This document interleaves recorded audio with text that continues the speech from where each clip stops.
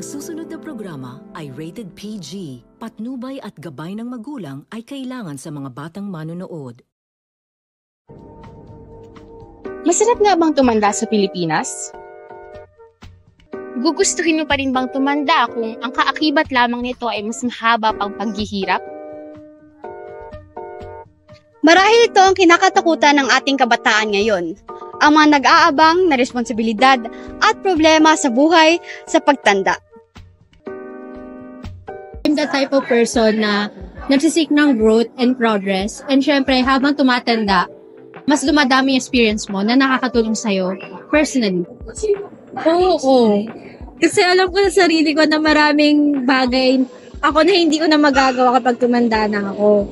Hindi ko sure kung ano yung mangyayari sa akin. Pero as of the moment naman, ginagawa ko yung part ko para sa future ko. Hindi ako takot tumanda, pero takot ako sa possibilities na kung anong pwedeng dalhin ng future. Like, what challenges, baka hindi ko siya kayanin. Habang tumatanda, mas sumeseryoso yung mga problema sa buhay and doon ako natatakot. Opo, takot ako tumanda kasi ayoko nang mabuhay ng matagal. Hindi ako takot tumanda kasi parang kahit kunyari tumanda ako, kunyari nasa future na ako ganyan. So kung ini-enjoy ko naman yung present moment or yung present nung nandun pag tumanda na ako, parang hindi naman ako na-anxious sa kung ano yung mga mangyayari sa akin, ano yung mga parang responsibilities ko ganyan. Conscious po sa how will I look kapag po tumanda na ako, and more so po kapag sa interactions ko po sa ibang tao. Like for example po ngayon, may mga kaibigan po ako and may mga family po ako, and yung kinakatakot ko po kapag tumanda po ako is hindi ko na sila makasama when I grew older po. Uy, mukhang ayaw tumanda ng mga kausap mo ah. Oo nga eh. Hindi rin sila halos pare-parehas ng sagot. May mga positive, may negative, pero mostly, hindi nila nakikita ang sarili nila na tumatanda. Now, I wonder, bakit nga ba ayaw tumanda ni Juan? Ayon sa isang pag-aaral, tumaas ang life expectancy dito sa Pilipinas with 71.79 years, a 0.18% increase from 2013. Ibig sabihin, si Juan ay pwedeng umabot ng 71 years old bago siya pumuntang heaven. Hindi mo sure kung sa heaven. Huwag ka nga dyan. Anyway, according naman sa United Nations, mas tumaas ang bilang ng matatanda sa Pilipinas kumpara sa mga bata. Ayon sa Philippine Statistic Authority, 25.3 years old ang median age ni Juan noong 2020. Kumpara sa 23.3 years old noong 2010, which only means one thing, decreasing ang number ng children at bumabagal din ang paglago ng population ng Pilipinas.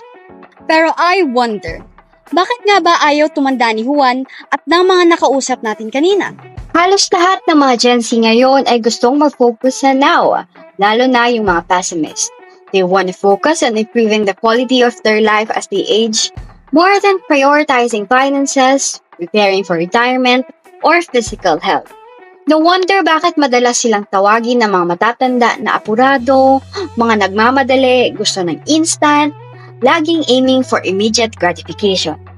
They would rather talk about such things as work-life balance, hobbies and passions, ability to give back, mga jowa, and of course, mental health.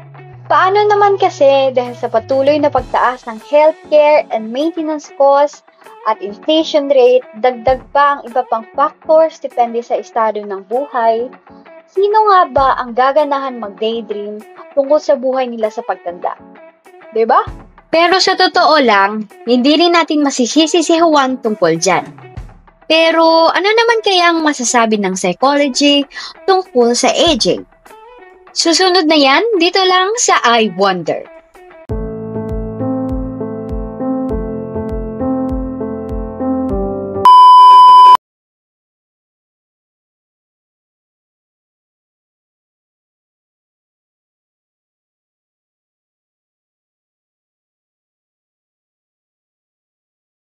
My skincare routine at 37, my Myra Ultimate.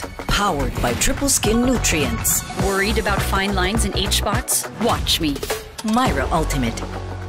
Mahalagang paalala, ang Myra Ultimate ay hindi gamot at hindi dapat gamiting panggamot sa anumang uri ng sakit. Nawawala, bumabalik, oh, eto na naman! Ulit-ulit na pain? Maxkelan! Isang tableta, long-lasting bisa. Di pa ulit-ulit ang pag-inom. Maxkelan! Unilab yan.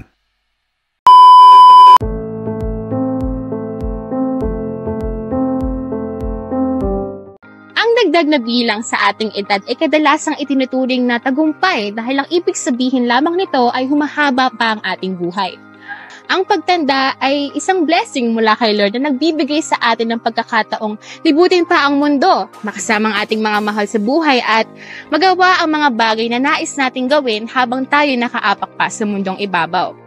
Ngayon mga ka-wonder, atin namang alamin ang perspektibo ng mga nakatatanda sa atin kung ano nga ba ang kanilang palagay tungkol sa ideya ng pagtanda. I wonder. Oo naman, kasi nagagawa mo lahat yung gusto mo gawin, lalo na sa mga anak. Mas masaya, abutin mo pa yung edad na para nakikita mo pa yung ganda ng buhay. Kasi nung bata ako, lahat na ng trabaho, lahat na ng hirap, pinagdaan ko yun. Kaya ngayong tumatanda ako, hindi kayo tinuturo sa anak ko. Wala naman ako pinagsisiyan. Kahit mahirap, masaya ako na nagagawa ko lahat yung gusto kong gawin. Wala naman kasi akong pinagsisiyan kasi naging ko naman yung aking mong anak. May awa ang Diyos, nakakapag-aaral pa rin. Mag-ingat sa kanilang mga sarili para maabot nila yung edad na kagaya ko. Para pagdating ng araw, yung kanilang mga anak ay maging magabayan nila. Mas excited ako na tumanda kasi gusto kong maranasan yung mga naranasan ng ibang magulang, ibang tao na hanggang sa pagtanda ay maganda yung kanilang naiambag sa ating bayan. Gusto ko sana noon makapagtapos ng pag-aaral kaso sa hirap din ng buhay at saka nung pinag-aaral ako ng magulang ko is napabarkada ako kaya ayun. Kaya nga ang ginawa ko, ay pangako ko lang sa sarili ko na yung mga hindi ko napagtagumpayan ay yun naman ang ipaparanas ko sa mga anak ko. Kaya ngayon, sa awa ng Diyos, let yung anak ko, napagtapos ko. Tagumpay ang pagtanda dahil hanggang ngayon, sa kabila ng edad ko ngayon, tapos maraming mga bata na pwedeng magtrabaho, karoon pa ako ng hanap buhay. Kumikita pa rin kahit paano. Nakakabili ng mga pangangailangan. Nakaka-proud rin naman na nadadagdagan ng edad mo. Dahil ibig sabihin, may mission ka pa na kailangan top 10. Magsisi ka man hindi pwede kasi ganun talaga tatanda ka, pamuhay ka. Wala akong pinagsisisihan. Kasi kung ano man yung minabot ng buhay ko ngayon, pag binaligan mo, makaaral yun na pwede mong bitbitin hanggang pagtanda. Ang mga kabataan, huwag kayong matakot tumanda at lahat na magpupunta doon, lahat tayo mamamatay, mataba, mapaisan. Okay lang yun, mabuhay kayo sa kung anong meron kayo ngayon. Mag-enjoy lang, mas maiksi ang buhay. Gawin nyo kapakipakinabang at piliin nyo laging maging masaya at maging mabuting tao. Oo, kasi konti na lang talaga yung nakakarating sa ganitong edad, di ba? Kaya tagumpay na tagumpay. Kasi dumating sa ganitong edad na wala pang maintenance, na maayos naman yung buhay, nalalagpasan naman yung mga problemang dumarating. Ang unang-una, nakakahiya pero gusto ko nang tumanda kasi gusto ko nang makapagsuot ng bra. Tapos kasunod, gusto ko nang tumanda kasi pwede ka nang umalis na hindi nagpapaalam. Masayang masaya. Kasi parang habang tumatanda, parang lalo pang nadadagdagan yung kaalaman. Sa mga kabataan ngayon, siguro unang-una talaga, healthy living talaga para pagtanda walang maintenance. Tapos pangalawa, lahat ng oportunidad ng paggala gawin talaga kasi pag may rayuman na hindi na makakagala. Tapos lahat ng oportunidad para makapagtapos ng pag-aaral, kailangan talaga yung sunggaban kasi iyon ay para sa future. Ang sarap-sarap kayang tumanda. Ito yung realidad din talaga ng buhay na dapat tanggapin. Huwag matakot kasi yun talaga. Kung nagdaan ka sa pagkabata, doon talaga yung pagpunta. O ayan, huwag na raw tayong mangamba dahil ang pagtanda ay natural na parte ng buhay ng tao. Lahat tayo ay hahantong dyan. Para nga sa kanila ay ang pagtanda ay senyalis ng successful aging. Nasa sa atin na ito kung paano natin gugugulin ang mga natitirang oras na mayroon tayo bago tayo kunin ni Lord. Well, generally speaking, hindi naman masama if Filipinos will opt to live their lives first as their priority. Kasi totoo naman you only live once. Plus, parang suga din kasi, especially dito sa Pinas, if you'll think of your future more than you'll think of your present. Like for example, syempre common na kay Juan na unang isipin kung ano ba yung kakainin niya mamayang gabi kesa sa kung ano yung kakainin niya for the next following weeks or months. Kasi every time that you open your eyes, parang it's a never-ending survival quest. And knowing Filipinos na masokista, they aren't actually that open for conversation. Successful aging is pretty self-explanatory.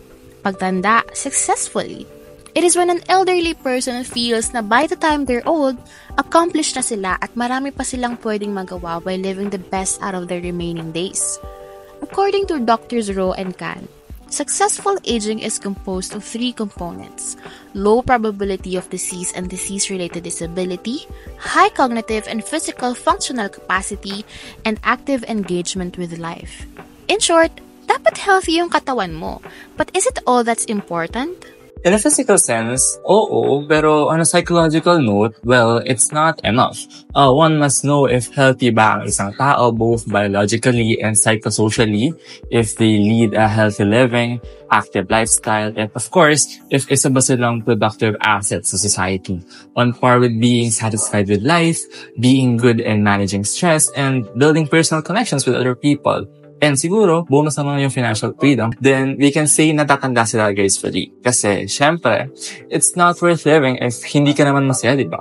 Ayan mga ka-wonder, napakinggan na natin ang iba't ibang opinyon ni Juan tungkol sa ideya ng pagtanda. Dapat hindi natin ito kinakatakutan at buong tapang natin itong harapin at tanggapin.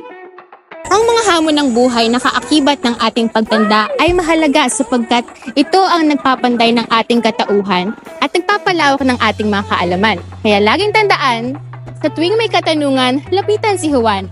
I wonder. Tanong ni Juan, bigyan ng kasagutan.